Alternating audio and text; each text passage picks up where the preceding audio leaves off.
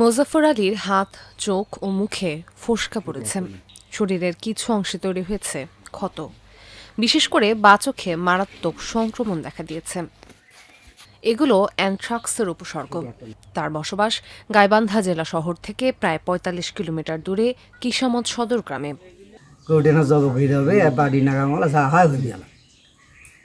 আনিল গ্রামবাসী মানুষ জটিল গরুকে ধরিল আমি জব করে দিলাম।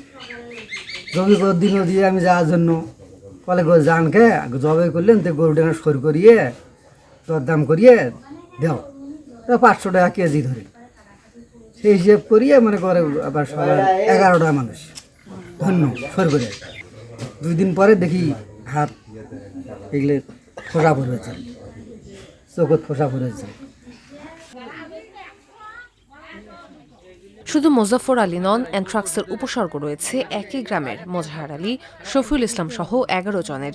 কারো চোখ ফুলে গেছে, কারো হাতে বড় বড় ফোস্কা, কারো ২ হাতেই ক্ষত। তারা সবাই ২৭ সেপ্টেম্বর গরু জবাইয়ে অংশ নিয়েছিলেন। পরে স্বাস্থ্য বিভাগ নিশ্চিত করে সে গরুটি ছিল অ্যানথ্রাক্স আক্রান্ত। আর কিছু মানুষ আছে যে একটু কম সচেতন, তারা অসুস্থ গরুকে অনেক সময় জবাই করে। এগুলো আমরা খবর পেয়ে সেখানে পুলিশরা উপস্থিত হয়ে আমরা 4টে অসুস্থ গরু জবাই করা হয়েছে। এরকম গরুকে আমরা গরুর মাংস জব্দ করে আমরা মাটির নিচে পুঁতে দিয়েছি পুলিশের উপস্থিতিতে, এবং এসিল্যান্ডের সহায়তা নিয়ে আমরা একটা ভ্রাম্যমাণ আদালত পরিচালনা করেছি। এদিকে রংপুর মেডিকেল কলেজ হাসপাতালে চিকিৎসাধীন অবস্থায় মারা গেছেন রোজিনা বেগম নামে একজন। অসুস্থ ছাগল জবাইয়ের সময় তিনি সংক্রমিত হন বলে ধারণা করা হচ্ছে, যদিও স্বাস্থ্য বিভাগ বলছে ওই নারীর মৃত্যু অ্যানথ্রাক্সে নয়। এ ঘটনায় কিসামত সদর গ্রামে আতঙ্ক ছড়িয়ে পড়েছে। গবাদি পশুর মাংস বিক্রি কমে গেছে, খামারিরা পড়েছেন দুশ্চিন্তায়। মনে করে যে ১০-১১ জন ছিল, ওরা অসুস্থ হয়েছে। কারো ফোসকা পড়ছে, কারো হাতে, মনে করো কারো চোখে, যেখানে রক্ত লাগছে আর কি। জব করার পর তো পোড়া বসা করে যুগস্ত ভাগ শাক করে নিছি দৌড় করে।